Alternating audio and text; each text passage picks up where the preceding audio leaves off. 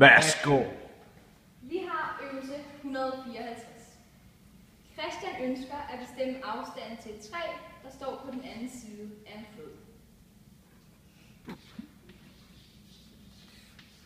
Han stiller sig i det punkt A på den ene flodbred, der er kortest mulig afstand over til træet på den modsatte flodbred. Han går fra A 20 meter langs floden til punktet B, der afmærkes, og fortsætter 5 meter i samme retning til punktet C. Fra A til B er der 20 meter. Har jeg sagt det? Jamen, det er jo det, der hun skriver.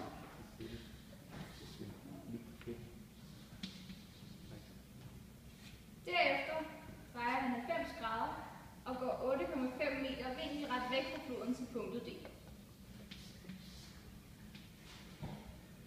Sigtelinjen fra D til træet går gennem B.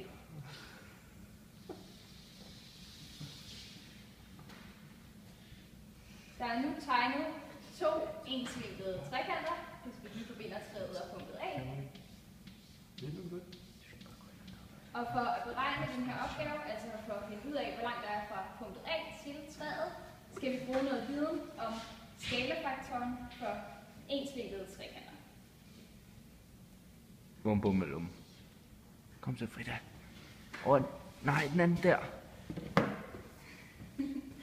Vi tegner 2 ensvinklede trekanter med forskellige sidelængder.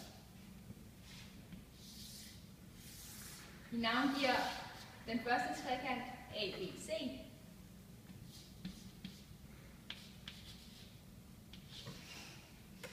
Og siderne navngiver vi også ABC. Så navngiver vi den store trekant ABC-mærke.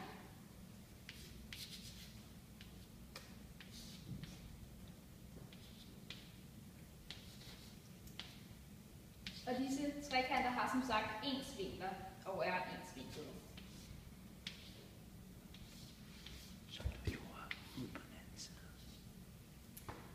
Og på sådanne trekanter gælder, at hvis man ganger sidelængderne i trekant ABC med taget K, får man sidelængderne i trekant ABC-mærke. Og dette tal kaldes K, altså skalefaktoren.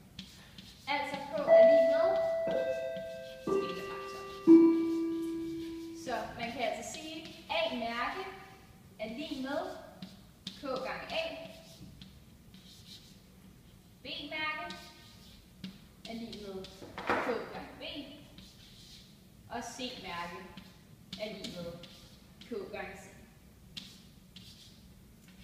Denne viden vil vi bruge til at besvare vores opgave med, altså hvor langt der er fra punktet A til træet, ved at finde skalefaktoren, og det gør vi ved at sige, at K er lige med 20 divideret med 5.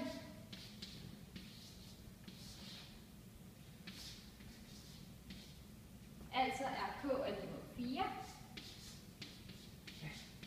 Og så siger vi B, som er afstanden fra A til træet, er lige med 8,5, som er vores, den skulle måske lige skrive på, er vores afstand fra C til D. Dernede til højre. Gange 4, som er vores skalefaktor.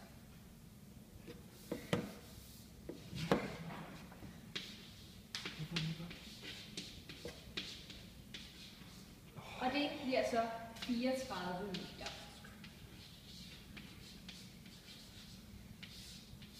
Yes.